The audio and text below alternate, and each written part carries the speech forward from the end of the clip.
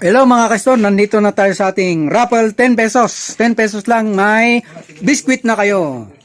1 to 10. 1 to 10 lang, pero kasali na kayo sa raffle. Dito tayo sa free coffee. Round 167. Yan. Si Brother Romeo ang bubunot. 3 ang bubunutin natin. Ang unang mananalo, At number 1. Number 1. Madam Tess. Bakit lagi lumalabas yung number 1? Ang pangalawa, Swerte na niya ngayon. number 4. Number 4. Nabunot niya ang si Madam Honey. At ang huli, Absent uli. number 5. Number 5, pambira. 4-5. Si Psychic, Brother Jerry. Siniswerte mo ngayon. Pambira, na psychic niya talaga.